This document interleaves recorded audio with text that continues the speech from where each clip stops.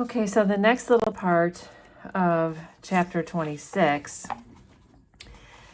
I'm sorry, I cut you guys off in the middle of this paragraph. There's a shift here where Denver has a new thought, and I had this underlined. Remember, she has, Denver has gone off trying to find some help because they are starving. Sethe has lost her job. Nobody is making any food. There's no food to be made. And so the first step is that Denver goes to Lady Jones's, hoping to get some work. And Lady Jones says that no one would hire her, but that people would help give her food. And so people have been giving her food. People have been dropping food off on the stump in front of 124. But just to recap what happened over here, as Beloved and Sethe got fed, they also got more energetic and the fighting got worse. So Denver realizes there needs to be more done, that she needs to get a job. She probably also just wants to get out of that house. So it's this new thought that, she has to save herself. She has to save Sethe and Beloved. And this new thought about going off to try to get work, it says here, might not have occurred to her if she hadn't met Nelson Lord leaving his grandmother's house as Denver entered it to pay thank you for half a pie. So she is coming to Nelson Lord's grandmother's to thank her for having given them half a pie. And Nelson Lord says to her, "Take care of yourself, Denver," as he leaves his grandmother's house. So I made a note here. This is sort of ironic. Remember, Nelson Lord, back when Denver and he were little kids, he was the one who said in school that she had been in prison with her mother. And it was after Nelson Lord had said that Denver had lost her hearing for a while. So here now, that same person, now much older, also, probably 18 or 19 years old, is saying something kind to her, and it makes her think like, oh yeah, like I should be taking care of myself. So that's what she does.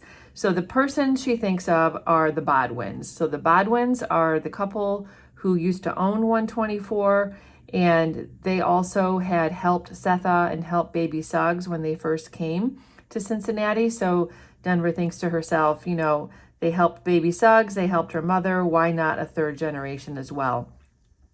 So she goes out to the Bodwins' home. And when she gets there, she knocks on the door, and a Negro woman answers it. And Denver says, "May I come in?" And the Negro woman is hesitant. She's like, "Well, what do you want?" And Denver says, "I want to see Mr. and Mrs. Bodwin." And the Negro woman says, "Miss Bodwin, they are brother and sister." So I don't think we ever knew this before. If we do, I don't remember it. So just make a note. This could be a quiz question. They are not married. They are siblings. Another sort of quirky thing that would have been probably pretty common back in those days. It's economically efficient to live two people in one house rather than one. So they live together. And this woman asks why Denver wants to see them. And she says, "Well, I'm looking for work." And right away, the Negro woman says, "You're baby Suggs' kin." So she recognizes her as baby Suggs' family. And she invites her into the house. And the first thing she says to her is that Denver needs to know what door to knock on. So that's a reference to the back door, that people of color in those days were supposed to come and go from the back door, not the front door. So that's something Denver didn't know. Denver only half hears her because she's standing and looking at all the beautiful things in this home. And the woman asks if Denver knows her name, and Denver says no. And she says, "I'm Janey Wagon." So this is a new character. You might just want to make a note. This is her name. And she starts asking Denver a lot of questions, like, "What's happening? I heard your mother is sick. Who's looking after her?" And she says, "I remember your grandmother, baby Suggs Holy, when she came and she had all those services in the clearing, and what's wrong with Sethe?" So she's kind of a gossip, Janey is. So Denver, because she's desperate for work, tells this stranger what she hadn't told Lady Jones, in return for which Janey admitted that the Bodwins did need help, even though they didn't know it. So they connect, the two of them. She tells Denver that she thinks that the Bodwins need someone to spend the night on a regular basis, that sometimes Janey has to do that, and that it's too much for her to have to work all day and then also sometimes stay at night.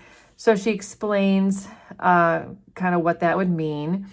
Denver also, then it's like they're trading information, like, Denver, you can do the night shift, and then Denver has to explain what's going on in her home. She tells Janey that the girl in her house, who is beloved, was a cousin, which of course isn't true. So just make a note of some of these details in the story that Denver tells Janey.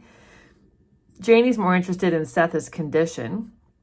She asks if she has lost her mind, and Denver's uncomfortable with sort of this talk about her mother. And then they got back to baby Suggs again, and Janey says, I never went to those woodland services, but she was always nice to me. There'll never be another one like her. And Denver says, I miss her. And Janey says, I bet you do. Everybody misses her. That was a good woman. So then Janey's just asking lots of questions. She asks if her brothers ever came back. No, they never did. Then she says, that cousin, does she have any lines in her hands? So obviously, there's been a lot of chatter in town about who might be in that house. Some people know that Beloved is there. They don't really know who she is. Other people don't. So this sounds like Janey's trying to sort of pick up on a line of gossip she's already heard. And then the interview ends with Janey telling Denver to come back in a few days. She needs to convince the Bodwins that they need to hire her. So Denver's still trying to figure out, what would she do at night? Because, she's not, a nurse or anything like that. And Janey says, just be here in case. And Denver's like, well, what? What could happen? And Janey says, well, in case the house burns down, or bad weather slops the roads so bad that they can't get here, that she can't get there early enough in the morning, or if they have people who are staying for dinner and they need serving or cleaning up afterwards, and it's later at night. She's like, don't ask me what white folks need at night. And they used to be good white folks, Denver says, because Denver's like, these are nice people. And she says, oh, yes, they're good. So with these assurances, Denver left. But she sees, as she walks out, sitting on a shelf by the back door, a black boy's mouth full of money. So I noted this. I think this could be on a quiz. His head was thrown back farther than a head could go. His hands were shoved in his pockets. Bulging like moons, 2 eyes were all the face he had above the gaping red mouth. His hair was a cluster of raised, widely spaced dots made of nail heads, and he was on his knees. His mouth, wide as a cup, held the coins needed to pay for a delivery or some other small service, but could just as well have held buttons, pins, or crabapple jelly. Painted across the pedestal he knelt on were the words, at your service. So this is a derogatory, trinket. It's like a little, place to put change. And people did make things like this back in those days. And, it's pretty insulting, but this is sort of common in houses at that time. So the news that Janey got hold of spread among the other colored women. So she is a gossip. Sethe's dead daughter, the one whose throat she cut, had come back to fix her. So Janey figures out that it's not a cousin who's living there. Sethe was worn down, speckled, dying, spinning, changing shapes, and generally bedeviled. This daughter beat her, tied her to the bed, and pulled out her hair. This is all, so, you remember that game maybe when you were a kid, telephone, where you sort of pass a message around a circle, and by the time it gets to the other side, the message has changed. This is probably going beyond what actually happens, but Janey has fabricated a bit of a story from what Denver has told her. So pretty soon, everybody in town knows for sure. Everyone's talking about it. And when we get down here, we find out that Ella eventually hears about all of this. So Ella, if you remember, is the one who, along with Stampede, helped people across the river. She was the one who shepherded baby Suggs and Sethe to 124. And we're going to get a whole section here about Ella. So we really haven't had a lot of background about her. But the first thing to keep in mind here is that Ella has decided, based on all this storytelling, that Sethe needs to be rescued. A rescue was in order. She was a practical woman who believed that there was a route either to chew or avoid for every ailment. She is a tough woman, and she's very much like on her own. Nobody loved her, and she wouldn't have liked it if they had, for she considered love a serious disability. Her puberty was spent in a house where she was shared by father and son. Okay, so they were using her for sex, whom she called the lowest yet, the son. It was the lowest yet who gave her a disgust for sex and against whom she measured all atrocities, a killing, a kidnap, a rape, whatever. Everything was compared to the lowest yet. She understood Sethe's rage in the shed 20 years ago. So this is an important detail, but not her reaction to it. So Ella understood her rage, but she doesn't think she should have killed her child. Ella thought it was prideful and misdirected to kill her child, these words here, and that Sethe was too complicated. These could also be quiz questions.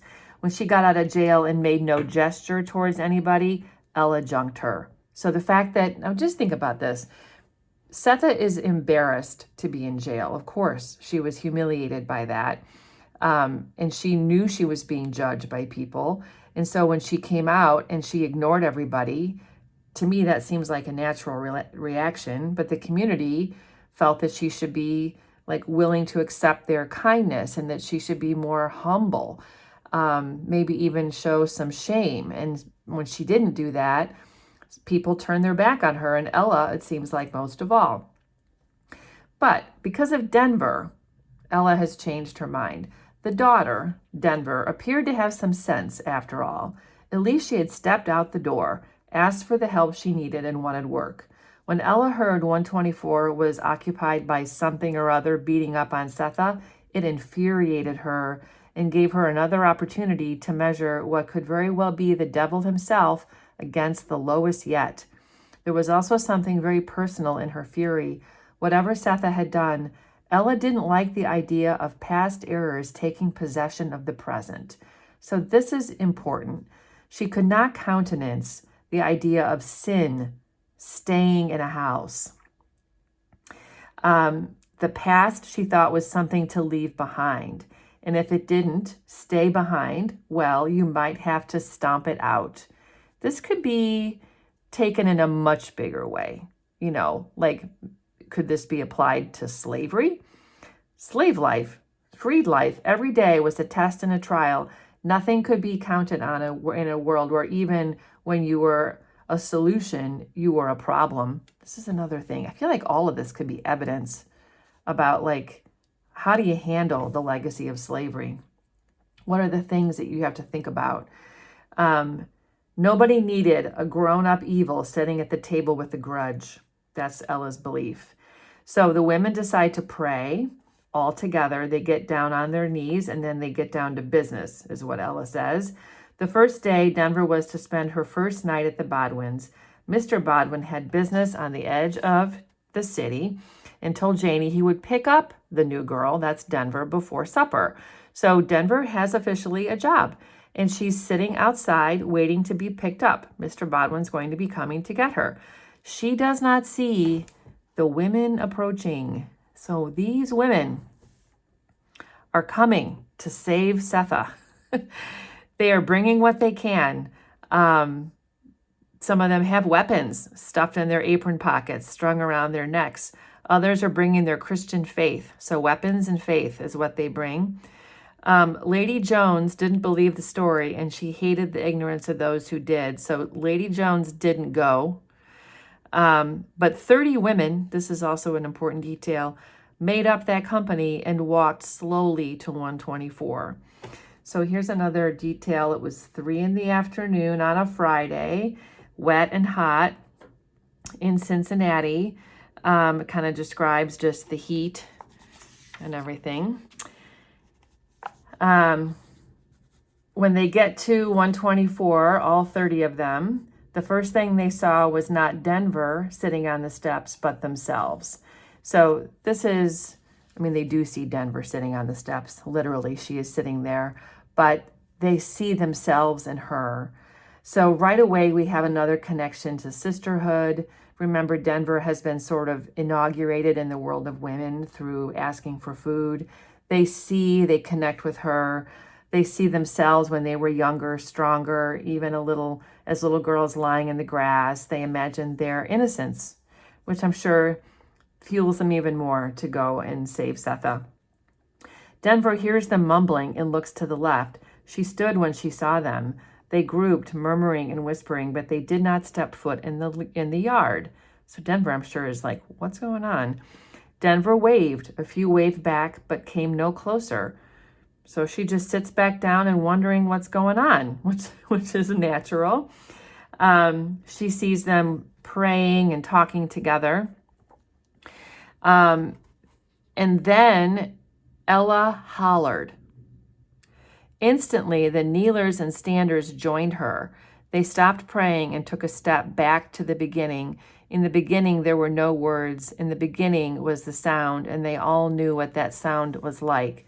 So when I hear beginning, I think slave ship again, like just suffering, just crying and yelling. And so they kind of go back to that primal feeling and that noise, and that's what they're doing. They're yelling. Okay, now we have another shift, and this is to Edward Bodwin. So Edward Bodwin, meanwhile, while this is happening, is driving his cart down Bluestone Road. He is coming to pick up Denver to take her to her first night shift. And we're going to get a bunch of details about him. So in this, just notice we have in this chapter background about Janey Wagon. We have background about Ella.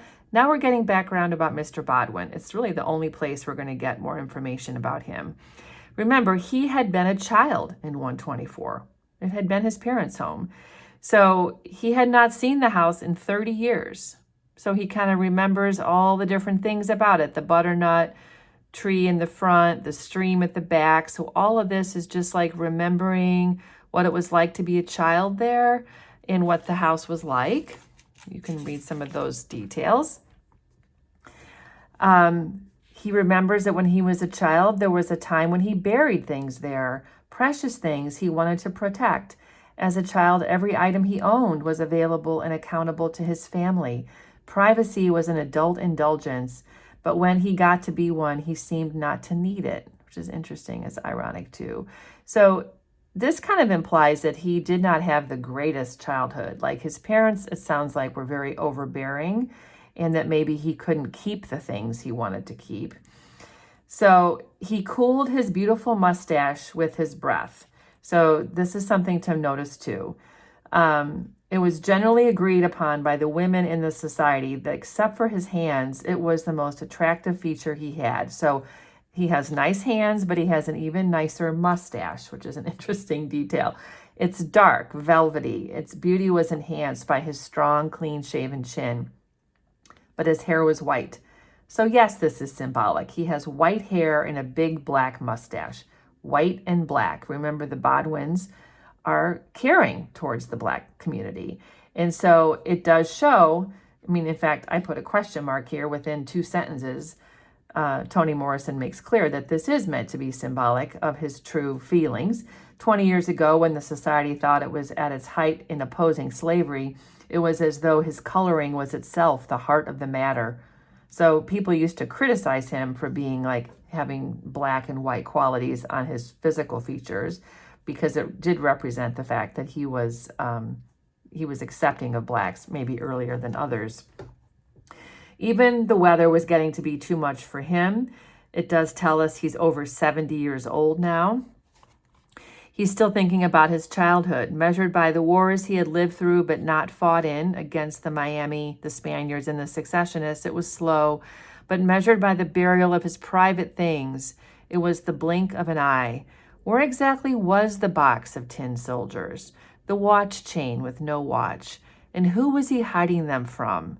His father, probably, a deeply religious man who knew what God knew and told everybody what it was. So, these are like his little toy childhood treasures, his toys and little things that he was afraid his parents would take from him. He buried them somewhere. They could be someplace on the property. It goes on to say that Edward thought his father was an odd man. So we have some thinking about just, how his parents were. And he remembers the whole story about Sethe. So this is just important things. Obviously, it takes us back to the beginning of the book where we learn about what happened when Sethe first came, but it's also about his experience through the infanticide that Sethe did, killing her own child. So the road curved like an elbow, and as he approached it, he heard the singers. So now he's coming up on the house, and these women are singing. When the women assembled outside 124, Sethe was breaking a lump of ice into chunks. Okay, so this is another important detail. Just try to picture this. We have the 30 women singing, crying in front of the house. We have Denver waiting for Mr. Bodwin to pick her up. We have Mr. Bodwin coming around the corner, and we have Sethe breaking a lump of ice with an ice pick. She dropped the ice pick into her apron pocket to scoop the pieces into a basin of water. When the music entered the window, she was wringing a cool cloth to put on Beloved's forehead. Beloved, sweating profusely, was sprawled on the bed in the keeping room, salt rock in her hand. Both women heard it at the same time, and both lifted their heads. As the voices grew louder, Beloved sat up and licked the salt and went into the bigger room. So they look out, and they see Denver sitting on the steps. Sethe opens the door and reached for Beloved's hand. This is a crazy image. Together they stood in the doorway. For Sethe, it was as though the clearing had come to her with all its heat and simmering leaves, because these women are singing. It reminds her of baby Suggs. Building voice upon voice until they found it, and when they did, it was a wave of sound wide enough to sound deep water and knock the pods off chestnut trees. It broke over Sethe, and she trembled like the baptized in its wash. So these women singing, it's helping her. It's making her feel good. The singing women recognized Sethe at once and surprised themselves by their absence of fear when they saw what stood next to her.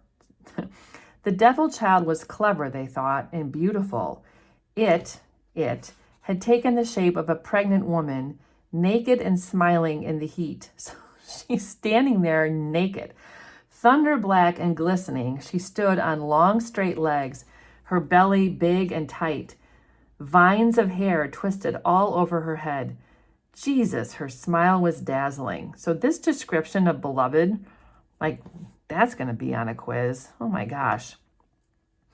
So this is important. I want you to notice how all of a sudden we have shifted to present tense. It puts us in the moment. Sethe feels her eyes burn, and it may have been to keep them clear that she looks up. The sky is blue and clear, not one touch of death in the definite green of the leaves. It is when she lowers her eyes to look again at the loving faces before her that she sees him. Guiding the mare, slowing down, his black hat wide-brimmed enough to hide his face, but not his purpose. He is coming into her yard, and he is coming for her best thing. Uh-oh. So this is Mr. Bodwin just coming to pick up Denver. Sethe is going to freak out. She hears wings. Little hummingbirds stick needle beaks right through her headcloth into her hair, beat their wings, and if she thinks anything, it is no. She flies. The ice pick is not in her hand. It is her hand. So she's going to attack again. Standing alone on the porch, Beloved is smiling, but now her hand is empty because Sethe is running away from her, and she feels the emptiness in the hand Sethe has been holding. Now she is running into the faces of the people out there, joining them and leaving Beloved behind, alone again. So now Beloved's freaking out. Then Denver running too, away from her, to the pile of people out there. They make a hill of black people falling, and above them all, rising from his place, with a whip in his hand, the man without skin looking. He is looking at her. Oh my gosh. I wrote here, what the heck, Sethe? Like, what the heck? So we don't know what happened here. Did she stab anybody with the ice pick? Did someone catch her? All we know is that at the end of this chapter, Mr. Bodwin is looking at Beloved. We don't know what happened. You know, I had a question. Did the women stop Sethe from stabbing Mr. Bodwin? We don't know. So this is quite a climax in the story and a very long chapter. So please take your time, go through these 3 videos, make sure you pick up all of these various details, and we'll move on to the next chapter after this.